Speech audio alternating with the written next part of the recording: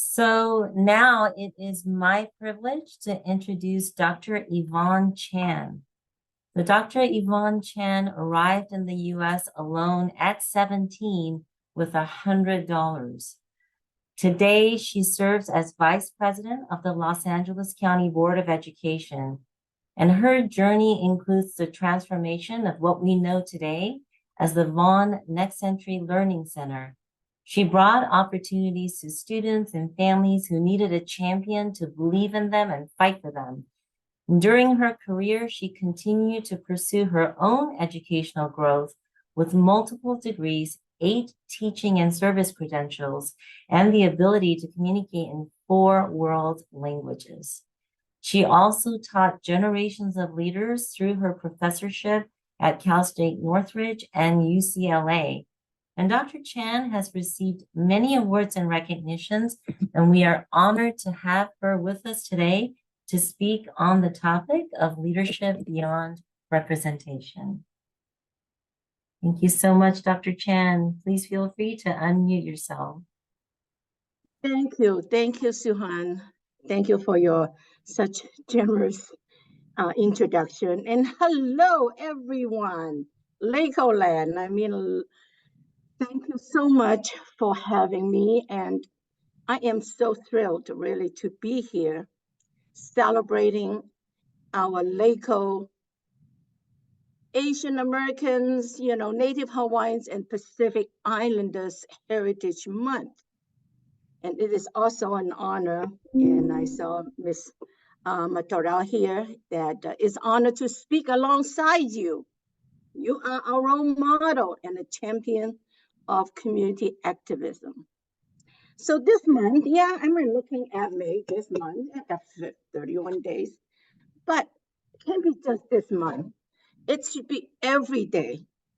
And we should celebrate with pride the significant contributions of our leaders and families, those who came decades ago to build this country, and those of us who are here to help it thrive and grow.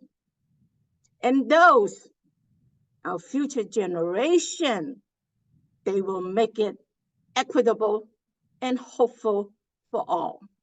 So really, thank you for inviting me to share my thoughts today. And I believe that I would like to share my thinking about our past, present, and future as leaders. Now, I saw all of you have pictures and all the videos, and guess what?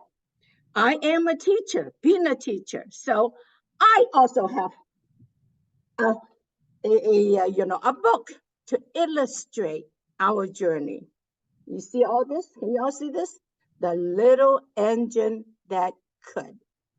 Because it is like the little engine that we do have what we call the power of courage, the power of connection, and definitely we have tremendous power of ideas.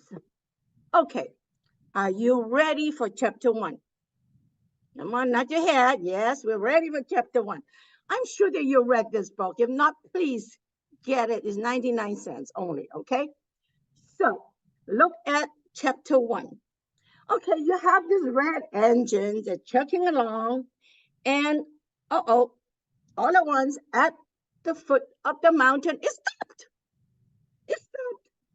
And my goodness, who's gonna pull all these toys and the kids and all the dreams of getting all of these wonderful toys up the mountain? Hey, that little blue engine is approaching. Now, some people, think of this little blue engine or think of us as weak. But we built the railroads and defended America. And of course, some people see us as timid, right? Timid. But we stood with Cesar Chavez, actually, to form the United Farm Workers. Some people stereotype us as dull. no personality. Are you kidding? No personality? You know, honestly, you're looking at the arts, the literature, the music, then the film, the fashion, the food, you name it. We anchored and enrich these fields. There will be so many stiff bodies in America without our massage. And of course, if they think we're cheap, darn it, let's raise the price. And of course, we get good tips because we always give best service. And also now I want to say something to our Thai brothers and sisters. You taught us good etiquette, self-control, and respect. Your value for personal expression and religion is absolutely admirable. And then, of course, the Thai smile and the beauty and your kindness, they are absolutely contagious. How can you not smile back when you see those beautiful smiles? So you brought happiness and grace to this world. Then for me, back to that power of courage, okay? So what happened is this power of courage already rooted in our historical roots. And so my personal and professional journey benefited from that power and that value. Yes, homeless at age 13, out of China to Hong Kong, then arrived San Francisco at age 17, 19 days crossed the Pacific, slow boat from China, right? So without family, without hope, without dream. And the crew members usually said, hey, Yvonne, what's up? You know, what's up? As an English learner, what's up? You look up. That's what you do, right? What's up? Nothing. Nothing. Nada. 没有，全部没有. There was no family, no hope, and no dream. And yet, miracles do happen with so many great people helping me along. Yeah, I know people said the Chinese came here to dig gold. And for me, yeah. You know, we call America the Gold Mountain, right? You know that, the Gold Mountain, the Gold Mountain. I found more than gold. I found the passion for teaching and learning and the courage to be different in this home of the brave. So what happened is, okay, working alongside with the farm workers in Fresno, that's where I was dropped off. Guess what? They taught me Ghana. And what else? They taught me Spanish. My goodness. That's how I became a trilingual Chinese and Spanish teacher in Los Angeles Unified School District. Then, of course, waitressing in Los Angeles Chinatown. I witnessed my restaurant colleagues, those who work in the market, those in the laundry, those in the sweatshops. They toiled 24/7 to put their kids to college. What have I learned? The future belongs to the educated. Yep. Got myself into UCLA, but then, you know, you're still starving kids, starving Asian students at UCLA. But my classmate and I, guess what? We went in front of Paramount Studio a number of times.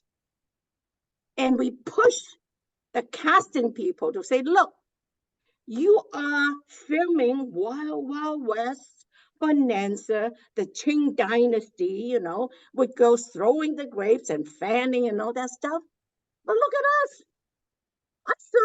We look more authentic Asian than the cast you have. Come on, give us a break, right? Yes, hire us. We are absolutely authentic extras. My gosh, that paid for UCLA foreign student tuition. Now into Los Angeles Unified School District again. It's not until 1984 that some of us broke the glass ceiling and become school principals of big, heavy-duty, multi-track urban schools as principals. And then it took another 10 years in 1993. The Pacoima community of families and teachers, together we have the courage to finally transform a throwaway neighborhood public school into a pre-K to 14th, dual enrollment, very early, community learning center in the heart of Pacoima. So that's chapter 1. Are you ready for chapter 2? Nod your head, yes? Yes? Ready for chapter 2. Okay, chapter 2. The little engine, we're off the station now, okay? Off the station. Uh-oh. Guess what? It doesn't have enough power by itself. It needs a teamwork. What they do is we really need a lot more engineers to journey up the mountain. Do our Asian Americans, Native Hawaiians, and Pacific Islanders communities have the power of that relationship and connection to build the strength and the skill to get up the mountain? Yes, we do. Absolutely, we do. So first, we know nationally, our population nearly doubled between 2000 and 2019. And I think it's projected to surpass 48 million by 2060. 30% of us live in California. In California, you have pretty much communities consist of approximately 50 distinct ethnic groups speaking 100 languages. We are very diverse, possessing all kinds of talents. Basically, we are assuming all types of leadership roles and providing all fields of services. So now, in the present, let us take a look at our LACOE family. Wait, LACOE family, you're in LACOE? Hello, LACOE family. Raise your hands because we are family, you know. We are family. Hey, I see you, Mr. My brothers, sisters, and me. Of course, we are families. And I want you to know, I am your biggest fan. You are experts in finance and accounting and budget and business, contracts, billings out contracts, grants, facilities and construction. Yeah, we know how to build. Of course, we know how to build. Oh, yes, payroll. Oh, my God, payroll. HR. Absolutely, HR. Dr. White, all your team. And yeah, oh, yes, I use enterprise. Those enterprise platform and the best of best system. I know how to work that because you train me. So you provide support for educational programs and services, and you maintain effective communication internal, externally.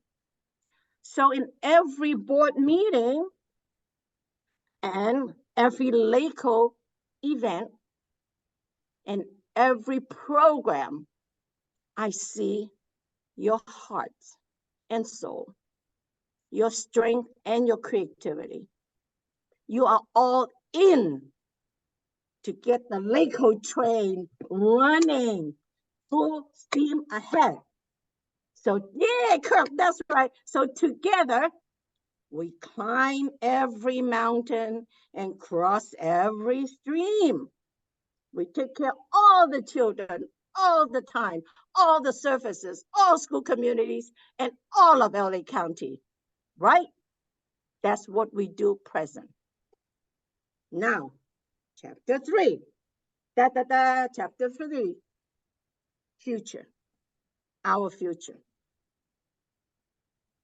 What's up? Remember what's up? Very different now. Now I can lift my head high and proud and see plenty of dreams and plenty of hopes, and plenty of us giving it all. With courage, with the heart and the brain. It's almost like Dorothy with the Wizard of Oz, isn't it? Got to follow the yellow brick road with the courage and the brain and the heart. So, to all of you, the roadmap for the future. First, absolutely with urgency, we must work on the world free from hate and the violence and the harassment. No more, no more, no more, no more. And we're going to tolerate that. We have to work on a world where every community is safe and healthy and well. Secondly, with care first. We must build a future where every child can succeed, a future where when someone has a good idea of a dream, we'll have access to opportunity and support. That's right. It should not be no dream gaps, okay? No more dream gaps. And the American dream is alive. We all have to work to support that. Thirdly, confidence. With confidence, we must reach destinations that include high quality schools, well-staffed community centers, affordable housing, and a vibrant multi-ethnic society. So can we do it? Can we do it? The little engine say, yes, we can. Yes, we can. Can we do it? I can hear you. Yes, we can. Unmute yourself. Yes, you can. Yes, we can. Yes, we can. Yes, I we can hear can. you. Yes, we Yes, can. we Yeah, can. yes, Yes, we we can. can. Continue. Yes, Everybody we can. unmute Yes, we yourself can. and say with me. Yes, Yes, we we can. can. Yes, we can. Congratulations. Yes, we Yes, can. Yes, we can. Let me close by congratulating our scholarship recipients. You will lead us to the 22nd century. And to our Asian Americans, Native Hawaiians, and Pacific Islander families, and all of our LACOE colleagues, let's make this month, this move into a movement. Turn this moment into a movement with the power of courage, the power of connection, and the power of ideas. And together we will build a harmonious and vibrant multi-ethnic society. So, are you all on mute? Are you ready? So, all aboard, unmute yourself, all aboard, because All aboard. I'm gonna say, All aboard. All chugga, aboard. chugga. What do you say? Chugga, chugga. Choo choo Choo choo. Again, Choo. chugga, chugga. Choo choo. choo. Okay. God bless and see you around at our lively and lovely LACOE. Thank you. Thank you so much, Dr. Chan. Thank you for your courage, your connection, your ideas, and thank you for your passion and encouraging us to follow our courage, to make connections, and to share our ideas. Thank you so much. You are a true inspiration. Thank you for being here with us. So, born in Thailand, raised in Los Angeles, and educated at UCLA and Chiang Mai University in Thailand, Ms. Martorell has been a champion for human rights, affordable housing, small business promotion, and neighborhood revitalization projects. Under her leadership, 2 major affordable housing projects provided 100 units of housing for seniors, and Thai Town in Los Angeles was designated as the first place in the United States with that name. She's also known for her work in human rights causes involving over 2,000 Thai victims of human trafficking, and she's recognized as a leading expert in that area. Ms. Martorell is an author, a teacher, and a prime example of someone who knows how to bring individuals and groups together to improve human lives. So we are deeply, deeply honored to have her here with us today to speak on the topic of leadership beyond representation. Thank you so much. Thank you so much.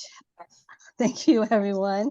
Actually, I am so honored to have been invited to speak today alongside Dr. Chan at the LACOE 13th Annual AANHPI Heritage Celebration on the topic of leadership beyond representation.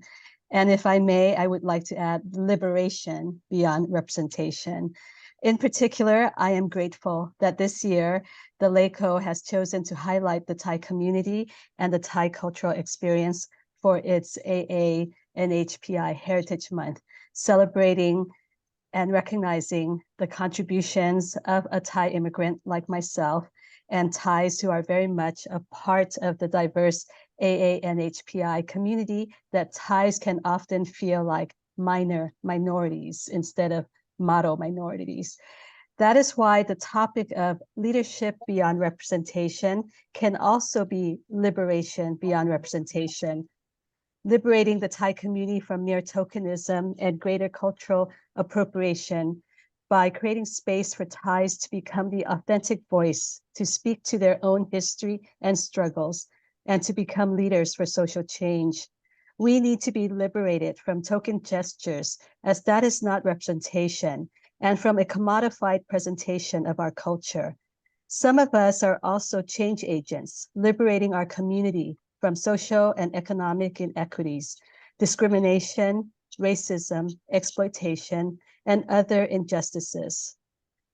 Although our community's history in the US is relatively brief, spanning only 70 years compared to other AA and HPI communities, our growth has been a rapid one. And with the proliferation of Thai-owned businesses, Thais have become an integral part of this country's workforce, contributing to its economy. This recognition is also important because it is declaring to the broader community that the Thai community exists.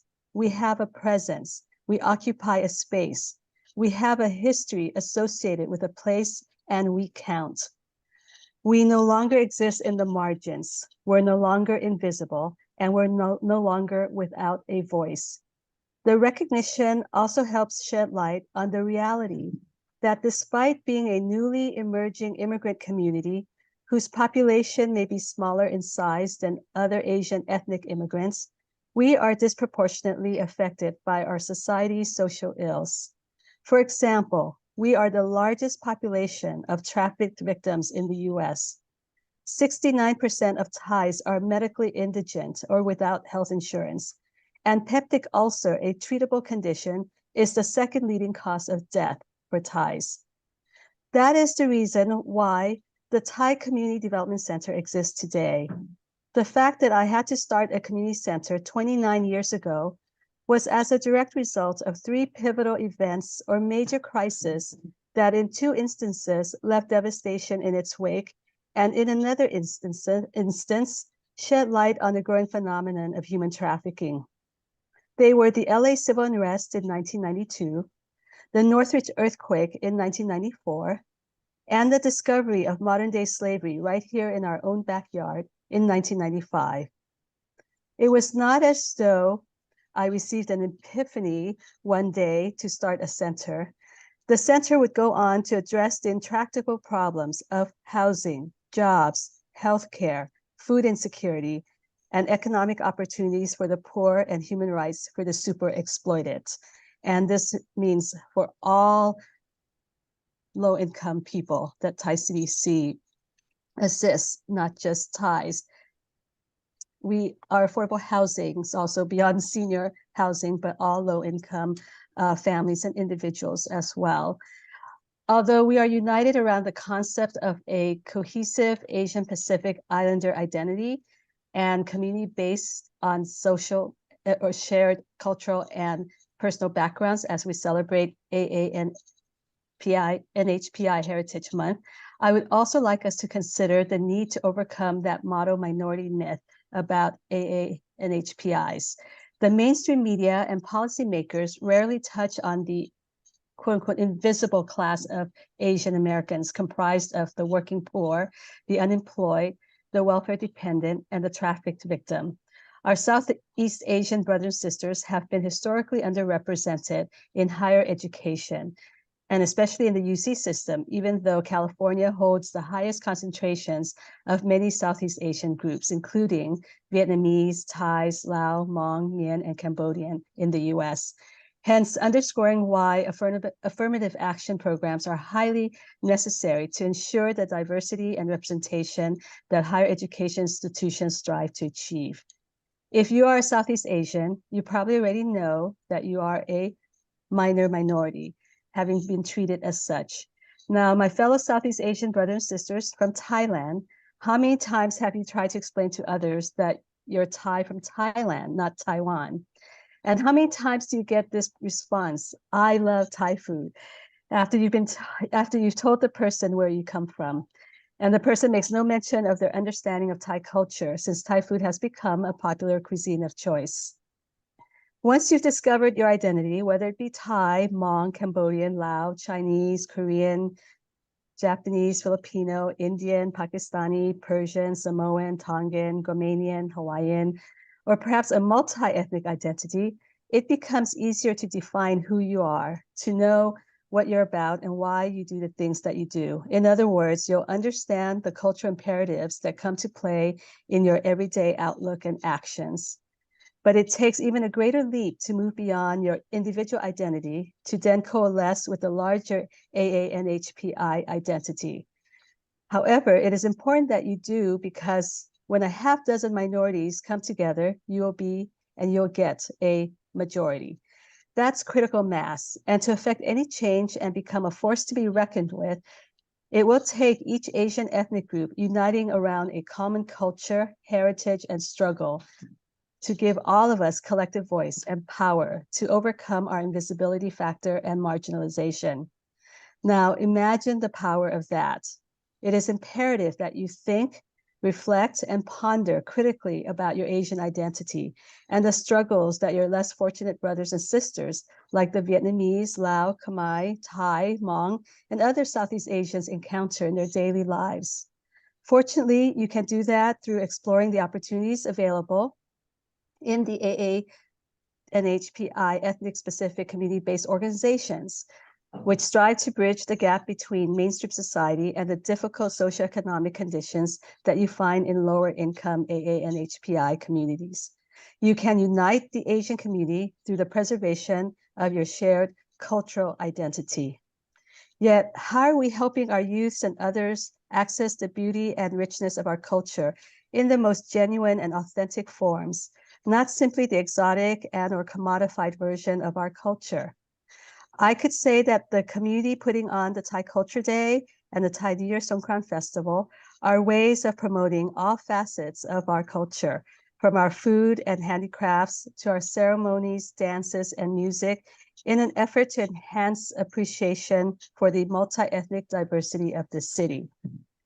Well, the establishment of Thai Town in 1999, after a 7-year-long protracted campaign by local Thais through the leadership of my organization, the Thai Community Development Center, now provides ample opportunities for the preservation of our cultural integrity and cultural identity. The vision for Thai Town is also based on an economic development strategy to revitalize an otherwise depressed and neglected section of East Hollywood through cultural-based tourism and creative placemaking. It was the first step of a multifaceted economic development strategy while enriching the city's cultural and social fiber. The area that is now known as Thai Town has served as a historic port of entry for newly arrived Thai immigrants and has been a witness to the proliferation of Thai-owned businesses over the last 70 years. The vision for Thai Town includes the 3 E's: education, entrepreneurship, and empowerment. The multi-ethnic stakeholders in the area now benefit from the vision of Thai Town as an economic development strategy that will contribute to jobs, housing, businesses, community beautification and amenities, and cultural preservation. When Thai Town was designated, we were able to unite as a community for the very first time around a vision of ourselves as something greater than a mere minority in America. The designation of Thai Town was not about signage, but rather about a community building process and an act of assertion of one's community's consciousness. It is about saying that we are a community. We do exist in Los Angeles. We do occupy a space, not just around the borders of Thai Town, because one cannot draw boundaries around no form, but rather it is about a community defining history associated with a place in history, saying we are a people with a history. It is about laying claim to our place in local history. We all know that each and every one of us has a responsibility to make Thai Town a source of Thai cultural pride, representing our heritage, our uniqueness as a people, and our increasing political clout. By having a Thai Town, we are claiming our place in local history, asserting our community consciousness, and telling people that we do exist. In 2008, that's years after the founding, almost 9 years after the founding of Thai Town, the Thai CDC successfully obtained the designation of Thai Town as a Preserve America community by the White House. The designation marks a historic and momentous occasion for the Thai community, as it further increases the visibility of Thai Town and recognizes its contributions to the social and economic vitality of the city of Los Angeles.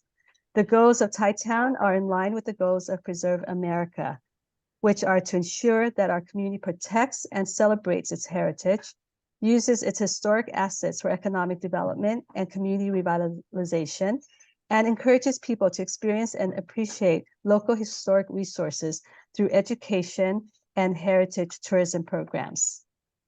However, as ethnic minorities, we want to be counted as more than just another part of the rich tapestry, but rather as a united entity that can put demands on the greater polity, not just put on display our culture for appreciating.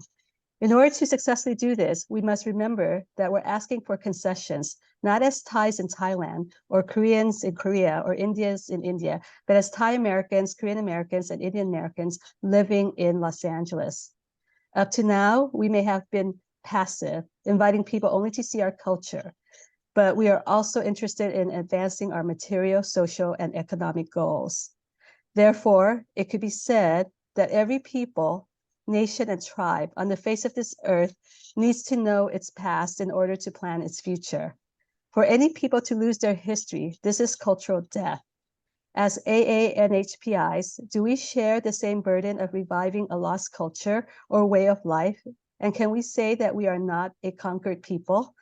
As AA and HPIs, we are able to unite as a community around a vision of ourselves as greater than a mere minority in America. Each and every one of us has a responsibility to represent our heritage, our uniqueness as a people, and our increasing political clout.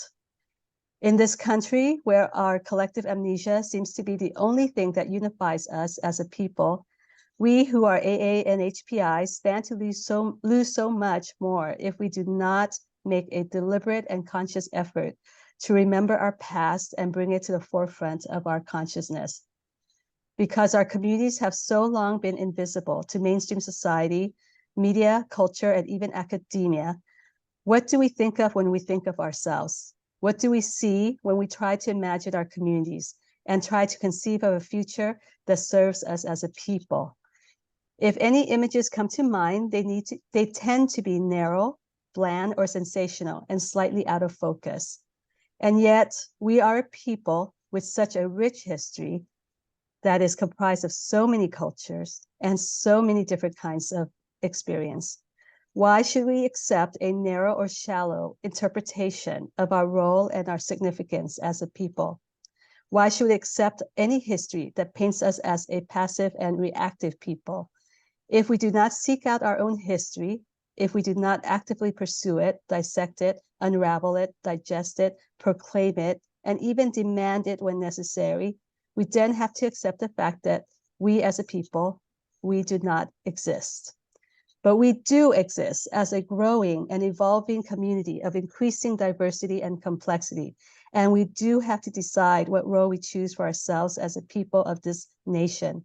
I am the executive director of a community development center because I believe that we ought to be a people who build and a people who fight at the same time. We build because we have much to contribute to the social fiber, which makes our communities and our nation strong.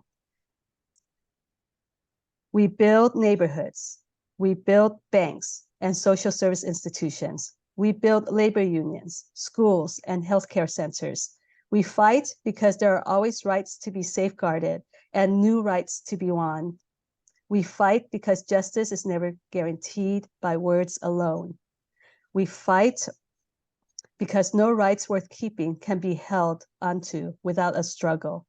And why shouldn't we build or fight? Our history tells us that we have built much of what we know to be of value in this country. It also tells us that we would have never known our true potential as people until we proved our worth in the struggle for full and complete citizenship in a country that still has trouble calling us its own.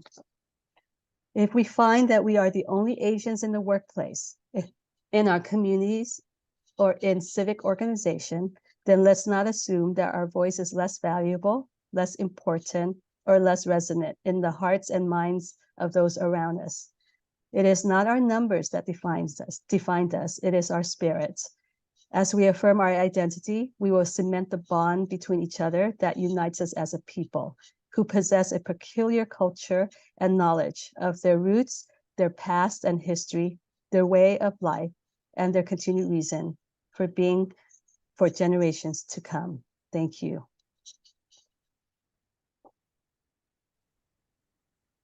Thank you so much, Ms. Martorell. We're just taking a moment to reflect on everything that you shared. And so we thank you for your example of impact. We thank you for sharing the how and how to make the visible invisible. And we thank you for showing us how to fight and how to fight with confidence and strength, and that our voice matters and that our voices are strong together. So thank you so much for being with us today, and thank you. And you can see the appreciation in the chat as well. I hope you take a moment to look at the comments in there. Thank you so very much. Thank you. My pleasure. Thank you so much.